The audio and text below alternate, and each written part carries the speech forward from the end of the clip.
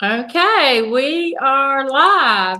So, welcome to Tamarah's Closet today. It's really great to be back live with my show. It's been a while.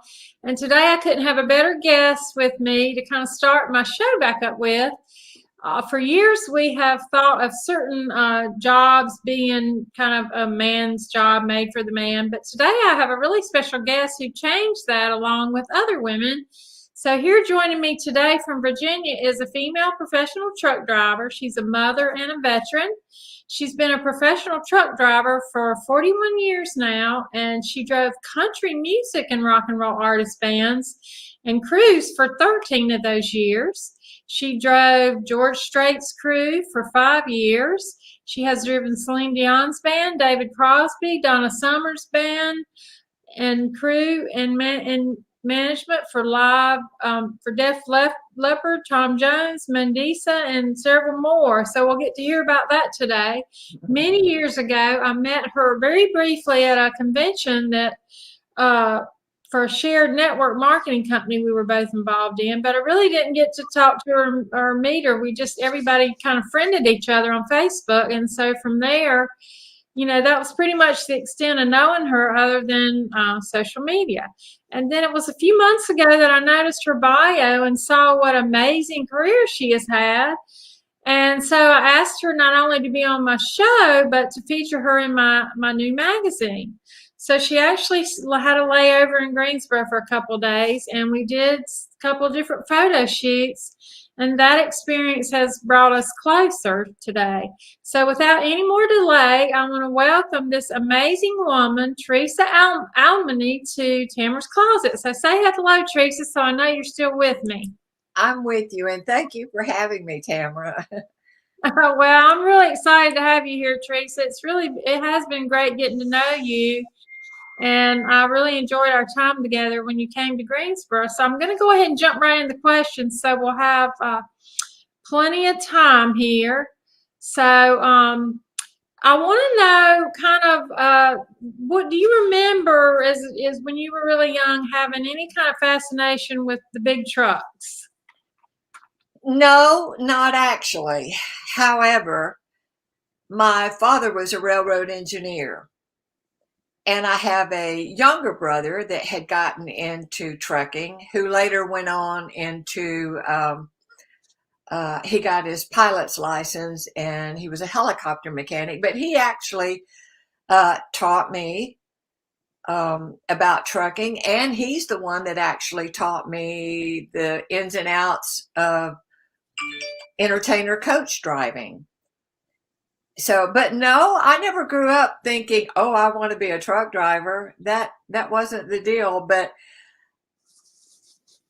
it's something about the rumble and the sound of a diesel engine that kind of takes me back to when I would go over to the railroad yard and be around the engines with my dad a little bit. We didn't go very much, but I've actually driven a train a little ways on the tracks. But no, I didn't grow up thinking I wanted to be a truck driver. I actually just kind of got into it because of necessity. I was going to college and taking business courses.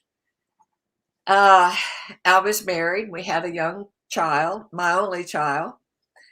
And, but I needed to be working and I got into trucking. So it just happened. It was just one of those things. Well, did you know it? Were there any truck drivers that you met along the way that you admired or before you really got into it or? No, not really. Excuse me, I'm trying to cut my phone off here. Excuse me, I failed to do that.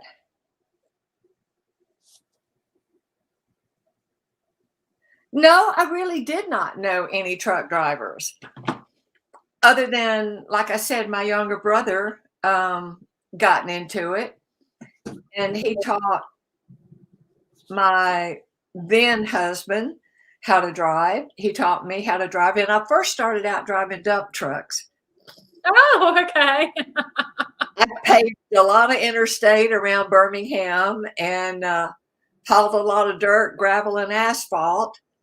But then after that, he went on and got an over-the-road truck and taught me how to do that. And then my husband at the time and we eventually got out on the road driving a truck together. And then after that divorce, I lived about 200 miles south of Nashville. And so it was not uncommon to see these entertainer coaches to come through. But when you started to become a truck driver, what were some kind of go through the process of what you had to do to become one? Like what special skills were needed and what kind of training did you have to do? Tamarah, I'm so old that back then I was grandfathered in when they started the CDL license and the training. I did have to pass a written test and go out in a truck, but I was grandfathered in because I had been in trucking a little while before all the new laws were implemented, Right. Yeah. So when you started, did they take you out and let you practice driving the big 18-wheelers or? Well, my younger brother taught me, and he did a really quick run through as to what I should do. And like I said, I first started out driving dump trucks. But what if somebody, I'm sorry, I don't want to interrupt, but what if somebody was starting out that didn't have a brother what? Well, nowadays they have to go to a truck driving school. Okay. To get their CDL. But that does not mean they're qualified to drive a truck. I did not know that until I became a trainer with the company that I'm with now. And once you get your CDL now, you try to find a company that will put you out with a trainer and really teach you the in and outs and all the things you need to know that you actually didn't get when you got your CDL. Those truck driving schools, they help you get your CDL, but that's it. It ends right there. Then you need to get on with a company that'll put you out with a trainer and train you. Right. Okay. Well, I know you were getting ready. I was going to ask you where you were how did you get into the involved driving the famous musicians? Because you said you were near Nashville or 200 miles from Nashville. And it was not uncommon to see those coaches come through. My younger brother that taught me how to drive a truck had actually driven entertainers as well. And so I went to Nashville. And I went and I had professionally made a resume and went to every coach company in Nashville. There's a major coach company in Corinth, Mississippi, and another one at the time was in Waring, Texas. I actually went and handed my resume to these companies in Nashville. And I have never felt so defeated in my life as when I walked out of those coach companies. Really? Oh, yeah. I walked out and I thought, well, I'll never hear from them. And I didn't, except for one man, Curly Jones, who is he's an icon in the entertainer coach industry. He's retired now, but one day I happened to have been at home and he gave me a call. And he said, "Are you still interested in driving a coach?" And I said, "Yes." "Yes, I am." And he said, "Can you come up?" And I said, and do an interview and a test drive. And I said, "Yes, can I bring my son?" Because I had no one to keep him that day. He said, "Sure." We got in the car and we drove to Nashville. And he took me on a test drive in a coach. And he hired me. Thank God for Curly Jones. Because he is single-handedly responsible for me getting into that industry. Goodness. Now, what made you decide? What made you want to get in that part versus just regular truck driving? Was it? Well, you look at a dump truck or you look at a tractor trailer rig, and then you look at these $500,000 coaches. That kind of answers your question. I mean, it was like the elite or the pinnacle of my driving career is to drive one of those, driving an entertainer coach, working around an industry that years and years and years. I mean, when I was a teenager, I wanted to be a singer so bad, but God really did not bless me with the ability to be a singer. I've been told no matter how many handles my bucket has on it, I couldn't carry a tune. Okay. Okay. So, well, I can, but it just, I wasn't encouraged and supported to go into that industry, but man, I thought I'm good at driving. Now, let me give a little back up just a little bit. My daddy, I told you, he was a railroad engineer, but he used to take me down an abandoned road to an old abandoned mine, and he taught me how to drive a car. And he also taught me how to drive a stick shift, his pickup truck. I mean, he taught me how to drive, and little did we know then where it would lead. Goodness. Well, and so with the coach, because I've never been in one of those. I know that the truck that you have now, you kind of live in it. When you're driving the musicians and stuff, are you just staying in a hotel or are you? Yes, drivers are always put up into a hotel, and they're usually very nice. A lot of the times, if there's room, if there's an extra bunk on the bus, you may have a bunk on the bus, especially if you're driving the crew, because there'll probably be about 12 bunks on a crew bus. And yeah, you get put up into a hotel, though. You go once you get to the venue, and you do your chores with whatever you have to do with the bus, and then a runner takes you to the hotel. You sleep during the day while everybody else is either setting up the stage or preparing for their show at night. And then around midnight or 1 o'clock, the runner will come back to the hotel and pick you up and take you back to your bus. You immediately start emptying trash cans and picking up and cleaning up and getting ready for the drive at night. You learn to live. You learn to change your days and nights. You sleep during the day and you drive at night. Right.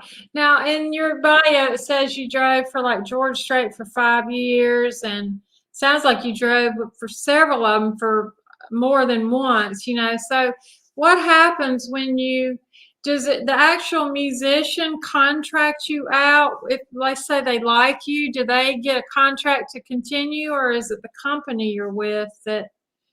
The company that you're with puts you out on tours. They lease their coaches to different tours.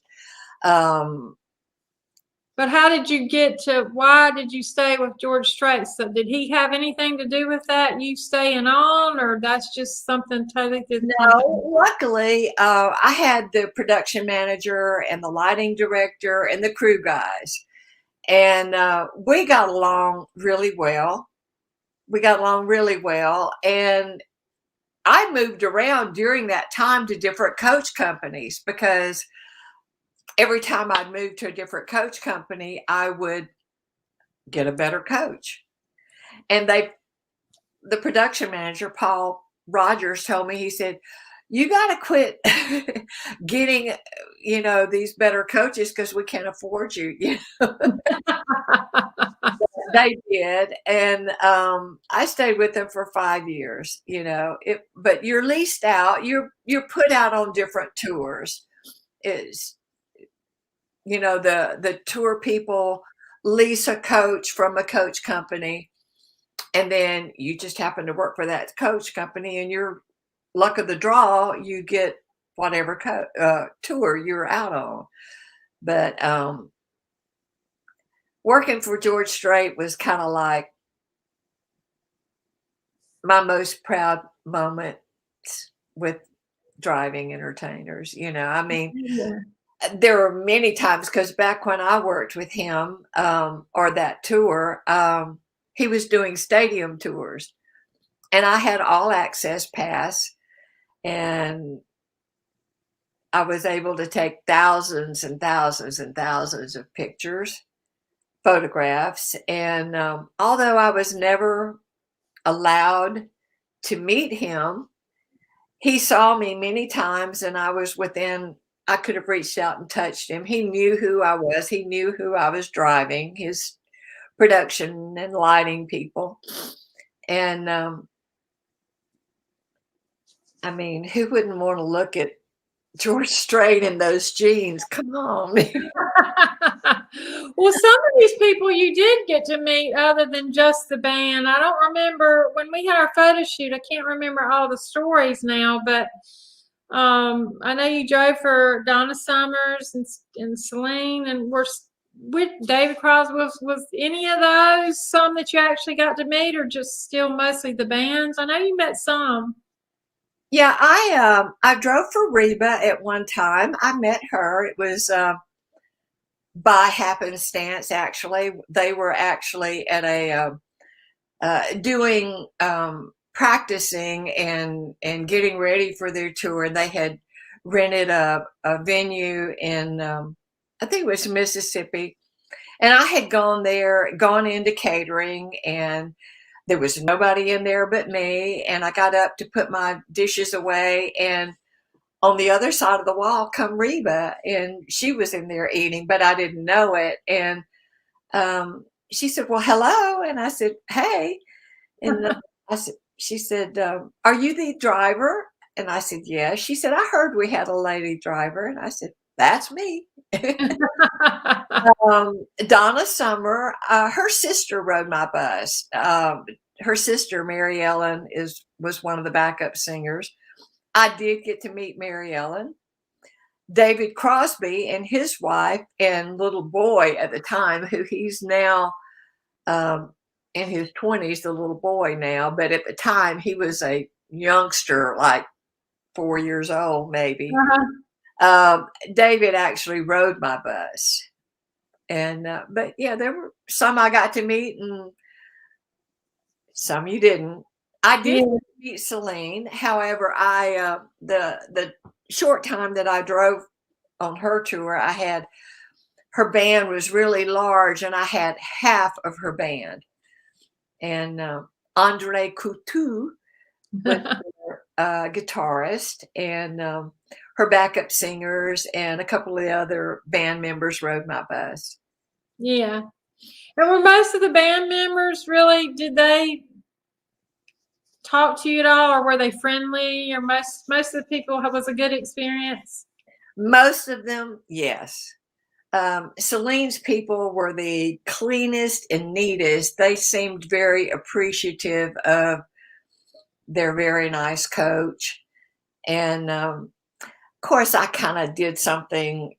had a little ulterior motive because I was a very huge Celine Dion fan. And I don't speak French. In case you can't tell, I'm a Southern girl. But I had bought her a couple of her French albums, and I had listened to them and listened to them and listened to them. So I could sing the songs in French, but I had no idea what I was saying, you know. So when the band got on my bus, I discreetly put in her French album and then started singing up there, you know, in my little cubby hole by myself, singing to her French album. And Elise, one of her backup singers, said, "Oh, she's singing in French," you know, and they kind of, it was a good experience. Most of my experiences with entertainers were good ones. The first half of my career driving entertainers were really good. Good. Yeah, and you know, and then later on, I don't know, there's a lot involved when you drive entertainers. There's a lot of mothering, I guess is a good word. You keep the bus clean. You change their sheets once a week. You find out what's on their rider as far as what drinks they like, what food they like stocked on the bus, snacks and stuff like that. And I mean, and you have to keep it. I kept it very, very clean, and it was appreciated with some artists, and sometimes bands and crew can be some of the most difficult to work with because they have this ego, you know, I am working for whomever, and Yeah. I'm thinking, well, so am I, you know. Right. And I get you home safely every week, and you know, sometimes there would be some people would try to make it really hard on you because back when I first started, now there may have been more, but at that time in 95, when I started, is to the best of my knowledge, and I've tried to find out, there were only about maybe 7 or 8 women in the whole country driving entertainers. Goodness. Okay. And it's a very male dominated industry. Right. And some fellow drivers were very welcoming, and then there were some that felt like, Yeah. you know, we're gonna make your life hell. We did, you know, but Yeah. But you survived it and you've done it, and now you have another interesting story because you mentioned to me that your brother, who passed away recently, was in the band with Dwayne Allman and Greg Allman, and I had interviewed Greg Allman's son a few years ago on my show, Michael Allman. So tell us about your brother's experience.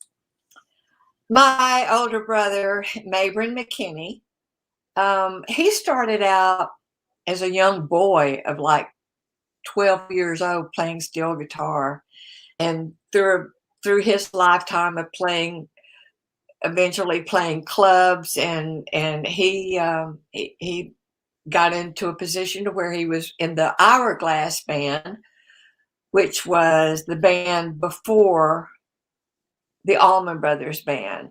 And that band consisted of Greg Allman, Dwayne Allman, Paul Hornsby, who is the only remaining band member that's alive, and Johnny Sandlin, who passed away several years ago, and my brother. And he eventually transitioned over into playing bass, but he was on an album, our first Hourglass album, which the Allman Brothers did not like that album. That album, Really? no, they did not. They were the record labels were trying to mold them into their idea of what they wanted the brothers to be. Right. And they were not allowed the freedom to do what they did when they actually became the Allman Brothers. But we were proud of him. Good. And how long did he do that, or did he move on to something else, I guess, eventually, or? No, he had polio when he was 7 years old, and after that, he came back home to Alabama, and he was a musician with several local bands. But that was his career, being a musician. That was his career. But he eventually lost the ability to walk because the polio affected him in his leg. And he eventually went into a nursing home. And then when the lockdown happened, they were forced to get The vaccine, yeah. yeah. And then after the second one, it was a month later, and it basically paralyzed his heart. So I was the last person he spoke with. I Well, love I know that's been hard for you.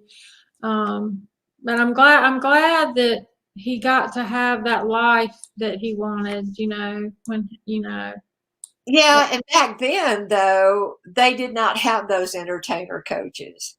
They went out to LA in the cars and the vans, and it was totally different. It was a progression for everyone back in the late 60s and early 70s into what the entertainer business is now. It's totally, totally different.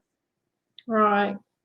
Well, what was when you were driving the coaches versus the trucks now, was your life, just briefly, was your life about the same as far as the amount of time that you would get to be home, or were you home more when you were driving the coaches? Well, that depends, because and I don't want to really talk bad about anybody. I don't, but there were several women drivers, and I knew who they were: Denise Trees, Kay Shoker, Mouse Ann, who drove Garth's first wife, in Daughters in those days. We kind of knew each other a little bit. I didn't know some of them personally, but I would talk to them on the phone. And I got put out a lot on weekend gigs. You'd leave out like maybe on a Thursday, come back on a Sunday. Okay. Now some of the guys, they got put out on the Rolling Stones tour, and they were gone for months at a time, but because a lot of us, or several of us women, were trailblazers and pioneers, or whatever you want to call it, you take what you're given if that's what you want to do. And that's what I wanted to do. That was like, I mean, if I used to think if I could drive those $250,000, $500,000 coaches, that's what I want to do. That sure beats the hell out of driving a dump truck. Yeah. When you do weekend gigs, you're home, you know, three days, 3 or 4 days, and then you go out and you do a weekend gig, and then you come back and it's the same thing. But luckily, after my first divorce, my son and I, we lived with my parents. They had a house and 37 acres, and I was fortunate enough that my parents helped me raise my son, basically, and allowed me. I used to be, and at the time that I got into driving coaches, I was actually a senior secretary at the University of Alabama in Birmingham. I'm a jack of all trades. Just don't call me Jack, okay? Okay. But I was happy. I'm not a cubicle person, you know. Yeah, right. I know. And so I talked it over with my parents. I talked it over with my son, and I said, I think if and at the time I was actually not going back into I was not going into entertainer coaches. I was actually going into trucking on my own. And I talked to him and I said, I think if I went out and did it on my own, as opposed to driving as a team with my husband, that I could make more money than driving. I mean, than being a senior secretary. Being a secretary back then, I made $6.10 an hour. Hang on one second, Teresa.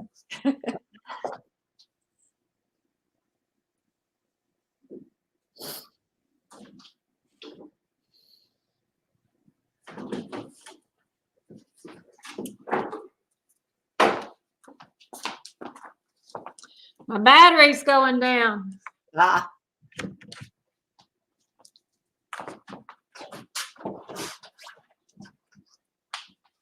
Okay. Sorry, I forgot to plug in my battery when I was setting up this morning. So it sounds like you managed to make it work as far as raising a kid and and being on the road. But you live with your mom. So how did what do you think other women have? Is it? I would think it's still kind of difficult for a woman to, well, a man too, to be on the road like that all the time. it is. I wasn't as involved in my son's life as I would have liked to have been, but I was a single mom. No. And the name of the game when you work, no matter where you work, in my book, is to make the most money for your time. And like I said, when I worked at the University of Alabama, I was home every day, but I made $6.10 an hour. Yeah. And then I really thought, I think if I go into trucking on my own, I can make more money. And I asked my son, who was really young at the time, he was like 11 years old.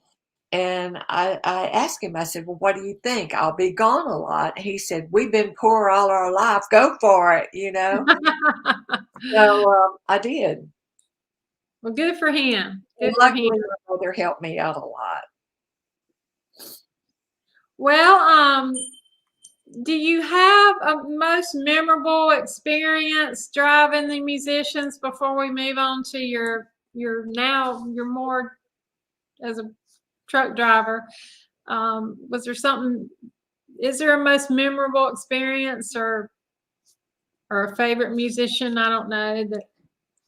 Well, like I said, I'm a very big George, and still am a very big George Strait fan. And to have been able to drive his crew for 5 years, I mean, to put that on my resume meant a lot to me. Sure. When I handed that resume to a coach company at the time, they didn't give, it didn't matter to them a whole lot.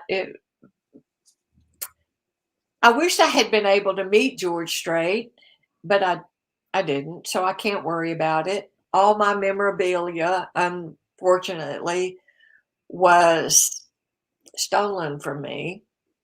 Oh. However, I do have the negatives. Back then, like I said, I had all access pass, and I had a really nice Canon EOS, and I took 1,000,000 photographs, and I have the negatives for those. Luckily, I have those. Right. And one day I would like to write a book and showcase a little bit of my photography, but I was also a big Donna Summer fan. Donna Summer's sister rode my bus. She actually sang at my second wedding. Really? That's wonderful. Yes. I love Mary Ellen. She came and off tour and sang at our wedding. I was a big Celine fan. I got to work with Jerry Jeff Walker. And Some of Def Leppard, Def Leppard. You know, I don't have all my tour books anymore. Like I said, somebody is enjoying them and felt like they needed them more than I did. But you know, you can't take that stuff to your grave, and so you just you shed a lot of tears, you cry, you've lost it, but it's gone. You know, and you just go on. You just do. Well, what have been some of your greatest challenges, would you say, as a woman driving a truck? And I'm talking about your whole career, not just musicians. I'm just saying in general. What would you say are some of the greatest challenges for a woman out there doing the truck driving? It's not only a challenge for women, it's a challenge for anyone, male or female, to have a good paying job and a family. Dividing home time with work. I'm with a really good company right now. I've been with this company almost 8 years. I make good money. I get home. I choose to stay out usually about 2 months at a time. I have another dog. The 2 dogs I used to have, both of them passed away. One was 17 and one was 16. Border Collie and an Australian Shepherd. And I went close to 2 years without a dog. And it was like, you know, when the pandemic happened, I really wanted a dog out there with me. So I got me another Australian Shepherd. She broke every rule in the book. She's so ADD and high energy, and both of my other dogs were very calm, but I love her. I love her to pieces, and she's very smart. So that helps out that I have a companion out there with me. But I found out when I was training, and I only tried to train about 3 or 4 women with this company that I'm with. And the biggest thing I found was they were just totally unprepared for what really is involved with driving. There's more to it than just sitting up there going down the road looking good in your truck. You know, I mean, there's a lot more to it. And it was like a total shock to them. I mean, you have to, first of all, be able to back up an 85-foot rig, you know, and that's not an easy task for some people. A couple of the women had been in the medical field that I worked with, and for them to you have to have a real instinct and intuition, and I hate to say it, but common sense when it comes to driving. And not everybody has that. No. I mean, really, they don't.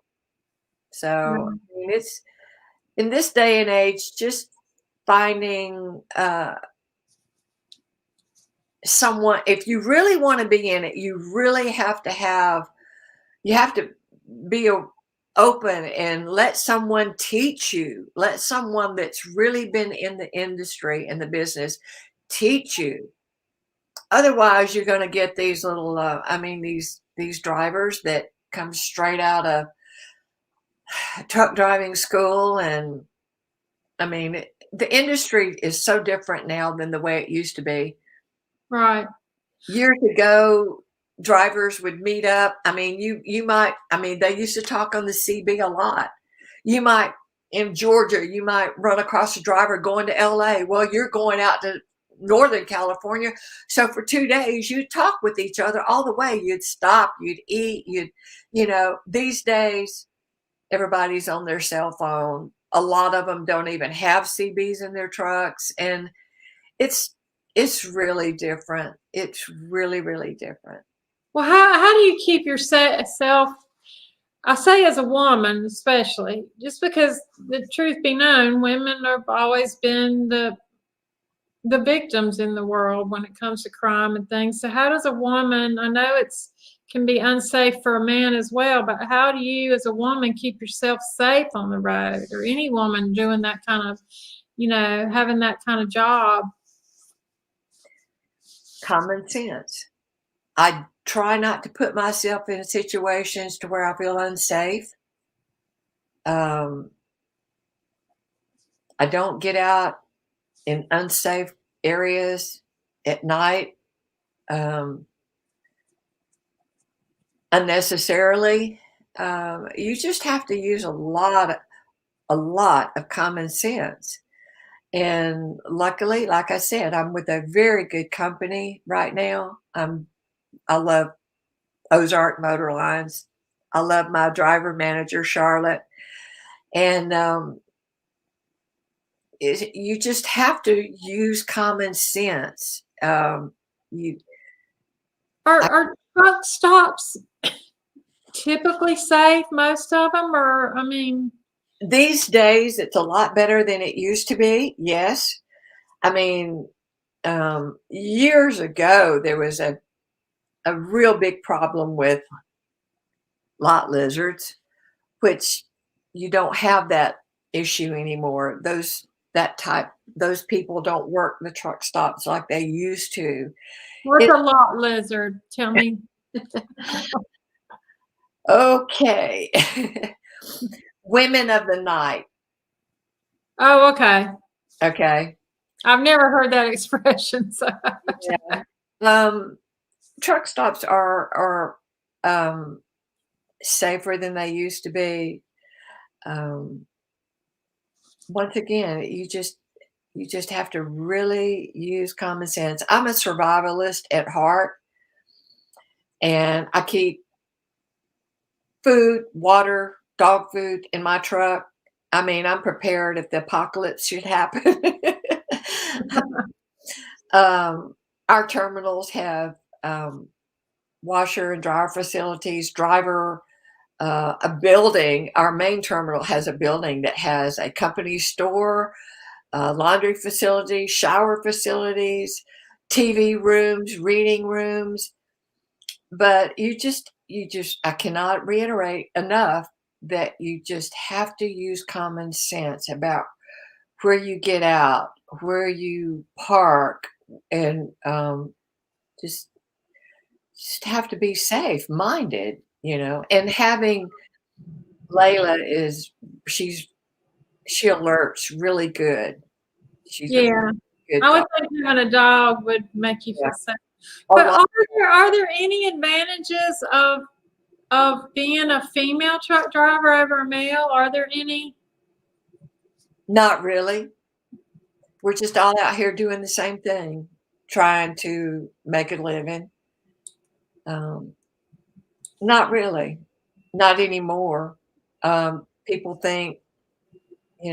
may think differently, but I remember when my brother first taught me how to drive, he said, I don't ever want to see you get out on a dock in which I never wore anyway, but he said, I don't want to see you get out on a dock in short shorts and high heels and expect someone to do your dirty work for you. Well, I never did that anyway. But he made me go buy like a jumpsuit, put over my clothes, and he made me get under the trailer. And he showed me, back then you had manual adjusting brakes, and he showed me how to adjust brakes. And he really, we have our differences, but I have to give credit where credit's due. He taught me a lot, and but as far as being treated differently, no, if you're treated different, it's because you go the extra mile to do your job really well. Right. Yeah. I mean, we are the company I'm with now, our biggest customers are FedEx. FedEx, you run at night and they're timed. You have a certain amount of time to get where you're going and you have to be there. And a lot of the new drivers are, it's a different world for them. They're not sometimes maybe not as committed, but this is my job, and I'm fortunate, and I want to keep it. So I try to do a good job. Good. Well, now what happens if you're in a situation where your truck breaks down? What happens then? Well, our company has over 800 trucks, and they're constantly getting in new trucks. I just recently got into like my third new truck, and they route you through the terminal, and with computer systems the way they are, they know in advance when your PM is due, when this is due, and when that's due. However, should you break down, we have our own tow truck, and they'll come and tow you back to the terminal. And Good. I don't, I haven't broke down out on the road with this. Good. Knock on wood when you say that. Actually. What about the, they have the emergency runaway ramps on the side. We see them all when we're traveling for lost brakes. Have you been fortunate enough to not have that happen, or? No, I have not had that happen. And one of the life-saving lessons you should learn is how to go down a mountain without getting your brakes hot. You get your brakes hot, you lose your brakes. You lose your brakes, good chance you're going to lose your life. And Wow. it's I've been told, and I don't know if this statistic is true, but that being a truck driver is just as stressful and as dangerous as a air traffic controller. It's very stressful, very stressful. You have to be really committed. And like, I'm not married. My son's grown. He just turned 44 on Elvis Presley's birthday. So, I mean, I have my dog out there with me. So we just pretty much stay out for 2 months at a time. And it's not hard for me. For some reason, I have a little bit of gypsy in me, I believe, because you kind of have to be willing to sacrifice some things. And now that my son's grown and I'm not attached to anyone, it's a lifestyle. It's my life. Yeah. Well, you seem to enjoy it, and I know that I love the fact that you travel with your dog Layla, and your truck is like a little tiny apartment because you let me get in it. I got in it when you were here, and I was just fascinated with what all you had. Can you share a little bit about what you have in there and how you've managed life in there with you and your dogs? Just for because I know not many people get to see inside this truck. Well, I got her when she was 2 months old, and she's very hyper. So I have a full-size kennel. She's very kennel trained, and I have a full-size kennel in there. She goes in there easily. She never balks at going into her kennel. I have a upper bunk and a lower bunk. I sleep on the lower bunk. I have a refrigerated cooler in there, so I keep almond milk and yogurt and stuff in there. The whole upper bunk, however, like I said a while ago, I'm a survivalist at heart. I was a Girl Scout. The whole upper bunk is supplies, water. If I get last week in South Carolina, I was shut down for a day and a half due to a snowstorm. I was lucky that right across the street there was a Waffle House, but had there not been a Waffle House, I have a coffee maker in there, and I can always heat up water. I have instant oatmeal, instant grits, these are cream of wheat. I have cereal, almond milk. I mean, um, I have my supplies in the whole upper bunk. It is full of supplies. Supplies. I Uh, know. I was amazed. you paper towels and stuff that you need, but it's like a very small efficiency apartment. Yeah, I think it's adorable. I thought it was cute. I mean, I admire you for being able to do that. And well, what would you say you've enjoyed um, the most about your career as a professional truck driver? If you could narrow it down, just I mean, is it being on the road? Is it meeting Well, people? it's the fact that I've been able to provide and be a single mother and provide like a man would have. I mean, I was just not cut out to be a Walmart greeter, and nothing against those people. I was not cut out to work in a cubicle with, I've worked at a justice of the peace. I mean, I hate to say this, but women are hard to work with. I, I know that. I get along better with men, and I just being able to provide, and I've helped my family. I've helped my parents out when I could.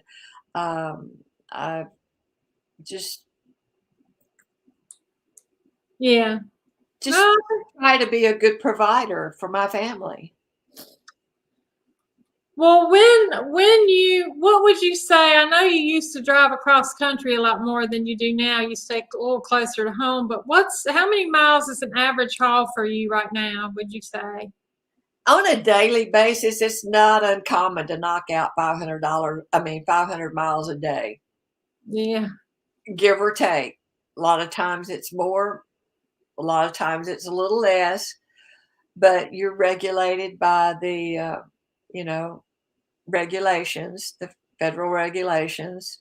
You can drive um, and take your 10-hour break. You can drive 11 hours, take your 10-hour break, and it's just,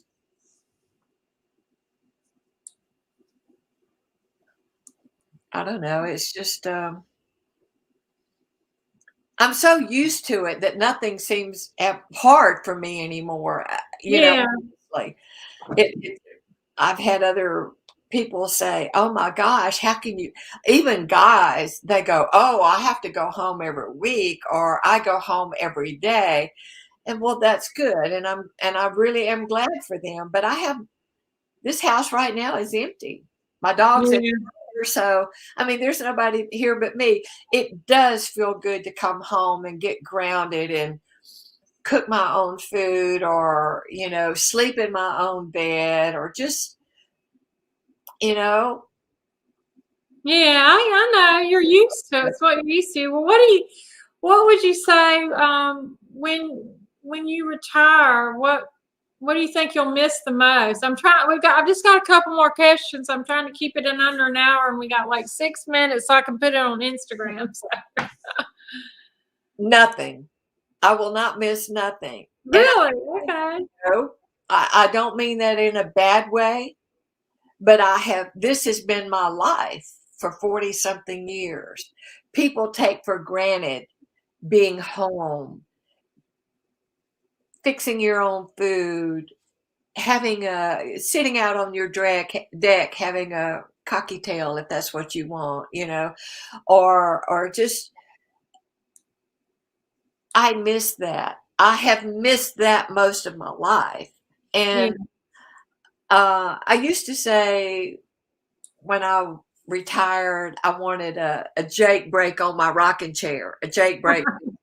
If you know what that is, you know what it is.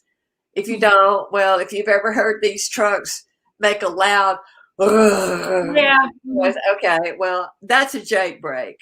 Okay. I used to say I wanted a Jake break on my rocking chair. No, no, I just want to come home and be a regular person because I've missed that my whole life. I've missed it.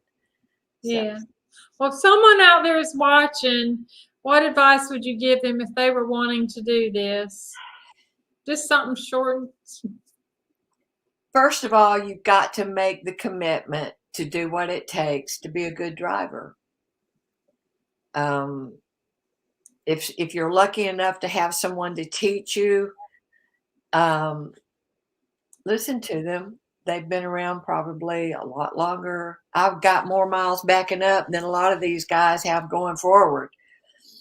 You know, just be committed, and you have to understand it's not just your lifestyle. Your whole family, your immediate, your wife, your children are affected by your lifestyle. It is a lifestyle. A lot of people can't do it. Yeah. But if it's really what you want to do, make sure your wife understands, make sure your husband understands, or if you're fortunate enough and you don't have children, let your significant other ride with you and become a team, you know. Right. But that's pretty much it. You just have to be committed to what it is, that what it involves. Yeah. A lot. And I imagine your idea of vacation is probably just to stay home. You are so right. Yeah. Well, I could keep you here all day, Teresa, but I know you got lots to do, and you only get to be home for a short period. So I want to thank you for taking the time to be here today with me. And is there anything else you want to mention that we didn't cover today? Not really. Thank you for having me. Oh, I do want to mention something. I don't know if you see this. There you go. See this? Does that look familiar? Yeah, that's my photograph of the little baby owl peeping out. Yes.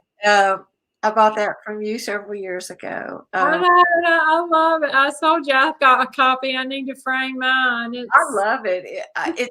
People can't tell, but there's a little owlet with his little eyes sticking out. I thought it was so precious, and you took that photograph. So, just thank you for having me, and thank you for the opportunity. And when I got to come and spend those 2 days with you, thank you for making me feel like a queen for the day. I love you. I love you, and I can't wait to see you again in person. So I also want to thank the viewers for their continued support. And please share the replay of this interview and all my interviews on your social media sites. We're live here today via Twitter, Facebook, and YouTube. Join me again on February 18th as I interview a world lightweight champion boxer, Noel Echeverria. To your own success, keep on rocking it, and we'll see you soon. Take care. See you. Bye. Bye.